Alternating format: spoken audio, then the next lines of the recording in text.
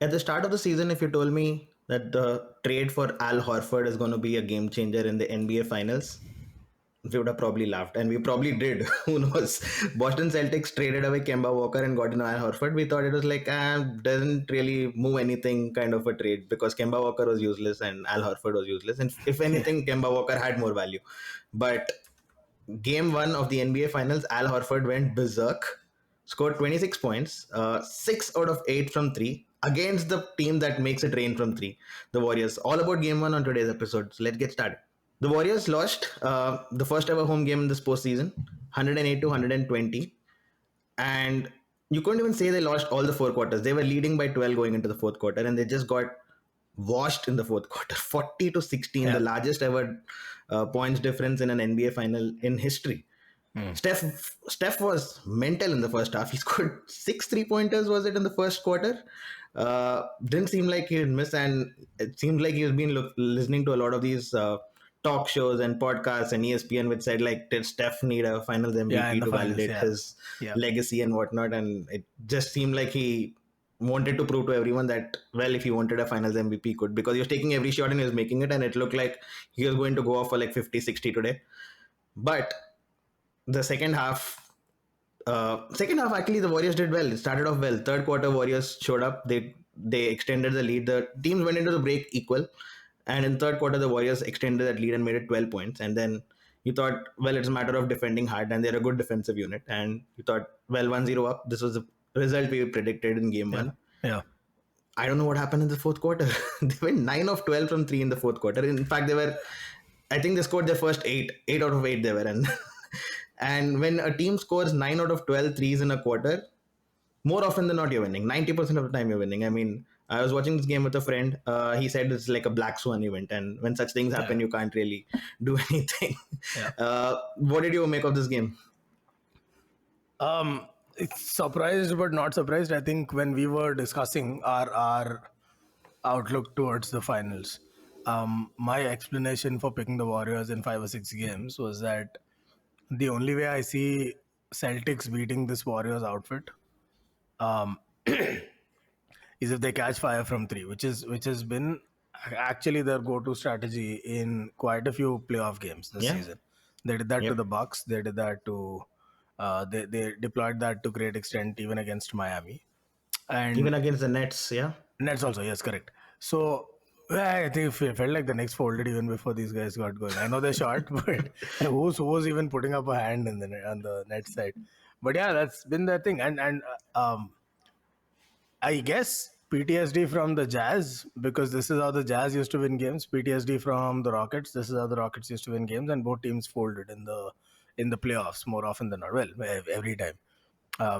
Because when that three ball doesn't go, there doesn't seem to be a plan B. And with the Celtics, my confidence with the Warriors was Celtics. The only way they win is by outshooting the Warriors from three, and that's probably the toughest team to outshoot from beyond the arc. But they did that, and that's how they got the game. Now, I still my point still stands. Can they do this 4 games out of 7? They've done it once, one of one. Great start. And it's an away win. That's saying something. But can they do this 4 times to the Warriors? I am still quite skeptical of that. And so I'll stick with the I Warriors, but agree. that was my first impression. And they say the a playoff series doesn't begin till till the away team wins its first game. Well, we're It off began to a early. start. I would say the Warriors actually did well from three. They scored 19 out of 45, Yeah. which is pretty much what the Warriors do throughout the season. Every game they play, this is the percentage that they kind of put up, right? 21 out of 41. Now that's a tough beat, and I don't think the Celtics can sustain uh, this kind of shooting. I mean, everyone was getting points except the guy who was supposed to score points. Jason Tatum had an off night when it came to scoring. He just finished with 12 points. Can you believe that? And the Boston Celtics still won by a big margin. But Jalen Brown had a few shots that went in. Al Horford was on fire. Derek White was on fire. And I think when you combine the points of Horford and White, that is totally unexpected. Like what they got 48 points combined. Whereas for Yeah. the Warriors, you combined Draymond and Looney, they got 8 points. And that is a big difference. I mean, we are two players who we are not expect. I mean, if Horford and White combined for 15 points, 20 points, you would say that that is expected. If Yeah. Draymond and Looney combined for 15, 20, you'll say that that is expected. But one combo did not work out. They scored just 8, and the other combo scored 48, and that I think kind of sealed it. The difference of why a team lost. I mean, Jason Tatum was uh, did not look like Jason Tatum because he was passing the ball a lot. He got 13 assists. But Horford and White covered up for that difference because everyone else got the points they were expected to. Smart got 18, Jalen Brown got his 24 points. Everyone else did their roles, but I think Horford and White were the big difference makers today. Yeah, Smart was big time from three though. I think that really Yeah, helped early on. yeah. He's getting like Harden A type. lot of Well, low not probability okay. shots. Lillard, Kyrie type step back threes here and there. Yep, That's yep. very very impressive. Yeah, I think one game from Kevin Looney where he does 28 and 12 or whatever it was against the Mavs, and you saw it just had the Mavs shook because you can only deal with so much. And then Kevin Looney of all people, if he starts playing like that, what do you do? Boston had two of those, and in Yeah, the fourth quarter, and just yep. pure fire. It wasn't just numbers; it was the efficiency. Nothing was getting missed. They shot 50% on 40 plus attempts from three. That's a win. That's a win for any team. That's you put Yeah, Utah Jazz, Portland, you put anyone. That's a win. And they were pretty efficient from. Well, more than 50% of the shots, or nearly 50% were from beyond the arc. But they were efficient from inside also, and they took the free throws a little better than the Warriors did. That didn't decide the game, but it counts. yeah, Overall, just a very tight performance. But again, two things that really swung the game for them. It's not about the fourth quarter. It's just on one hand they had Horford and Derrick White go off, and that's a little that came out of nowhere. Um, Plus they got fired from three. Now, if they can yeah, replicate that every game, sure. But this is going to be a series about how coaches make adjustments. Steve Kerr is great at that. Udoka has been fantastic, to be honest, at making true. adjustments. He's some games he puts in Horford at the five. It forces the other team to play their big man longer, tires them out, blah blah blah. Great stuff. But can he match the Warriors? I'm sticking with the Warriors. So maybe I'll move my prediction from 5 or 6 games to firmly 6 games, but I'm still sticking with the Warriors. Well, we have to talk about Horford a bit because this was his first ever NBA Finals appearance in his Yeah, 15-year career. He had 140 games before he made a Finals appearance, and that's the highest ever by any player before playing a final. yeah. And he turns 36 tomorrow. His first postseason game, most threes ever for a debutant in a final. Uh, what a big game. I mean, can he replicate this? He's done this once every series. He had a great game against the Brooklyn Nets, if you remember. He had a great game against the Milwaukee Bucks. He was amazing on defense against Miami. He didn't really score a lot against the Heat, but he was amazing on defense where I think he got 4 blocks in a game. Was just swiping away shots from the Heat. And was this his game against the Warriors? Can he replicate this again? Because if he is going to replicate this, the Warriors really have problems and they need to find an answer to this problem very soon. Yeah, I think Horford's been consistent all playoffs long. This is an outlier game. And yes, he has had one of those in each series, which makes him Jay Crowder. Doesn't quite make him Steph Curry. But A he's little been more great consistent throughout. than that, though. No, I know. He's been great throughout. He's been good throughout, let me rephrase. And he's been great in Yeah, a few games here and there. I expect him to be. I expect him to continue to be very good. I mean, it's like the girl he's been courting all career long has finally showed up to his game. Of course, he's going to show out in the finals, but I I don't know if he'll have games like this again. This is an easier adjustment to make. Okay, offers a threat from three. We got it. Okay, got it.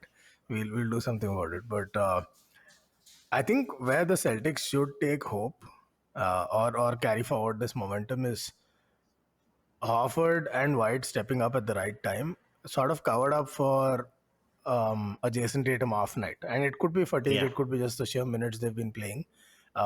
Jason Tatum took a step back because he's been carrying the lion's share of the load whenever they right. and against some incredibly formidable teams. Like they've had a much Yep. tougher run to the finals. So maybe just maybe he comes back rejuvenated in the next game. I don't think that was bad form so much as just a player Yeah, of gassed course. out.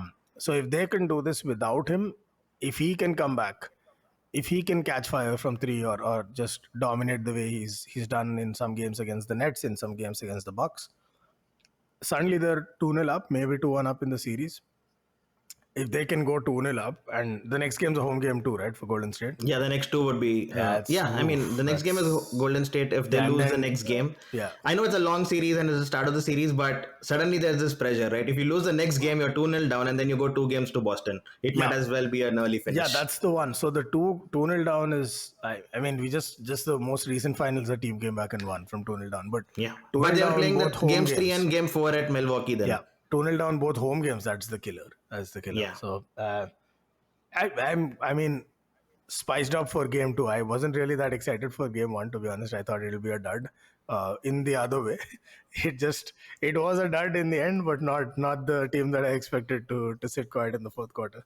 yeah, But it was a now I'm great looking game. I forward. mean, it was a great game. Both teams were shooting with raining. It was raining threes out here, and what they had 20 threes in the first half combined, which is the NBA Finals record, which both teams combined 23s. Yeah, so Steph Curry at 21. 86 combined attempts. Out of a Wow. total of 173 shots or something. That's 50%. Basically, 50% of all shots in the game were 3-point Yep. attempts. And Curry's 21 points in the first quarter is the most points in an NBA final quarter since Michael Jordan in Oh, wow. 1993. That he was on fire, man. I mean, that was something, that was a sight to watch.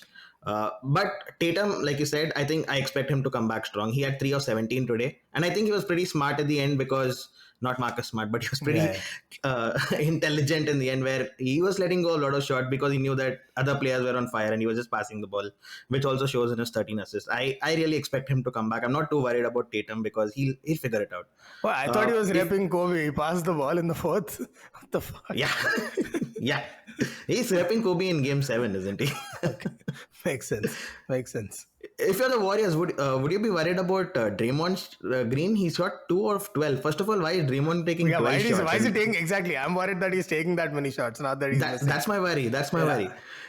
worry. Wiggins had still a decent game. He got 20 points. Yeah. Steph, he can't really complain. He got 34. Clay had 15. He didn't really get too much going. I mean, they had a lot of attention on him. And then I think the worrisome factor was Looney and Draymond just getting 8 points. Yeah, so no, Clay had attention on him is just not going to fly in a game where he shares court with Steph Curry and Steph Curry drops 34 with all the attention on him. Like, Clay's got to do better. I've been saying this for a while now, and people have been shutting me down, saying, "Hey, this is I'm not Clay." worried about Clay because he'll just get hot and he'll shoot 8 threes in a game. I'm not too worried about Clay. It's the way he plays. Yeah, but the question here is, um, he's supposed to be a superstar, and pretty much I should say a guaranteed Hall of Famer. Maybe even first ballot, maybe not, but a guaranteed Hall of Famer. His team needed him in a fair few games this postseason where he's gone missing here and there. And now in some of those games, somebody else stepped up, so they took the win. So it didn't quite become as apparent. And then they dropped a game or two here and there when Clay disappeared. I think it's about time. I'm not saying he should match Steph or he should outshoot Tatum, but he's got to be doing better than Wiggins at the very least, because Wiggins usually also gets the tough defensive assignment at the other end. Yeah. Because Clay Yeah. doesn't seem to be quite the defender that he was. He still puts in a good shift, Right. but he's Yeah. not quite as locked down as he was. So now Wiggins gets those assignments. And they took damn near as many shots, just as many shots. Wiggins was just more efficient, took better shots, more high percentage shots. That can't happen as Klay Thompson. You've got to be, especially when Wiggins is playing both ends all night long. He has more of Yeah. a Bridges kind of role in the one he has in Phoenix. Clay's got to do better than that. I think that's one of the things that I'd look to see an improvement in, not too worried about Draymond. I guess when everyone else sucks, Draymond's going to take 12 shots. What do? You fix the offense so he doesn't need to take as many shots. He's pretty smart. He's not selfish. He's not going to go Yeah. for those shots unless he has to.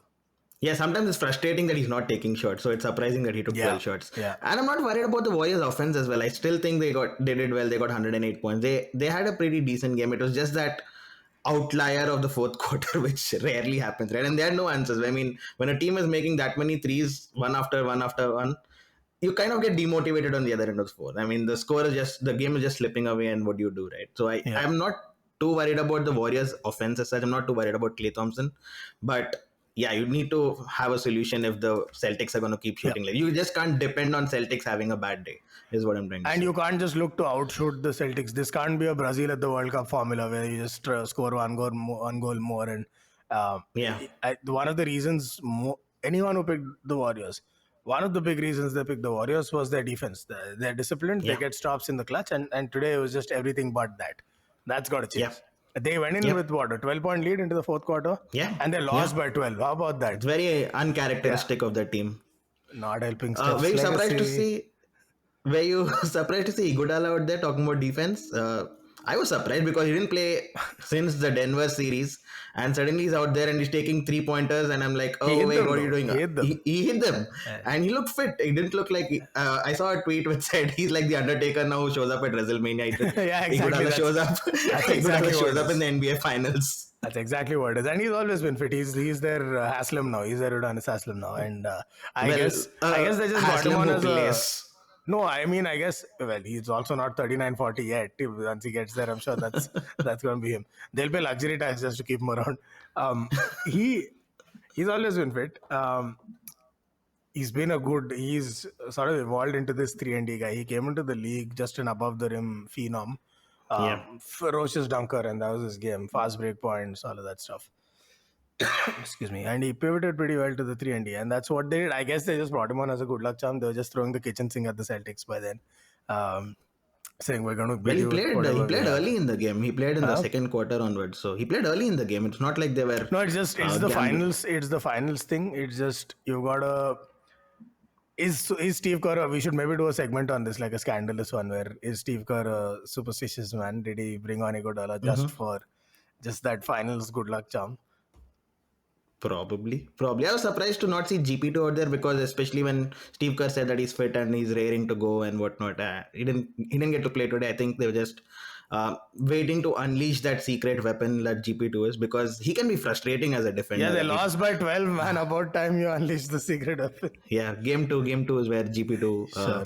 comes out. The Boston Celtics are 8-2 in road games in this postseason, uh, and now they have a chance to go 2-0 up. What are the chances in game two? Do you think they'll be like, okay, we nicked one, let's just play it out and then go to home and get our 2 games there, or do you think they'll try to extend that advantage? They should do everything to get that game two. That game two should be everything right now because what game 7 NBA finals. In a 7-game series of the NBA finals, it doesn't really matter that much who gets game one. Game two is everything though. Game two is everything because you don't want to be 2-0 down in the finals, and if you're the Warriors, you don't want to be 2-0 down. Both games having been dropped at home. If Celtics can make that happen, psychologically, it's a big advantage. They take the series back to Boston. You'd think they'd nick at least one of 2 games, if not win 2 of 2. If they win 2 of 2, it's a sweep. That's shockwaves in the league. If they nick at least one and drop one, that's okay. They still go back to Golden State with a 3-1 lead, and they know one of those. They just got to win one game in the next 3, Yeah. and at least one of them is back in Boston. I like Yeah. the chances then. So this game 2 is everything for Boston. I don't know if I like their chances, but I think you can't rule them out. It's slightly in Golden State's favor, but they've got to make major adjustments. For me, Clay has to show up more. Their defense has to do a whole lot better in the second half, especially in the closeout minutes. It's ironic I have to even say closeout minutes because they were up by 12. They shouldn't even have gotten to closeout minutes. The game should have been closed out by then. But they Absolutely. didn't, and that's something they should look toward. They're usually quite good at it, so I expect them to get back. Yeah, I think everyone was watching the game and rooting for the Warriors was just dumbfounded as to what just happened. Yeah. We were leading by 12. We were celebrating at the end of the third quarter, and now we're like down by 10. And like, what happened? Well, that's all on today's episode. I'll catch you after game 2 on Sunday evening for me, Monday morning for you. But that's all on today's episode, and have a good weekend. Cheers. Bye.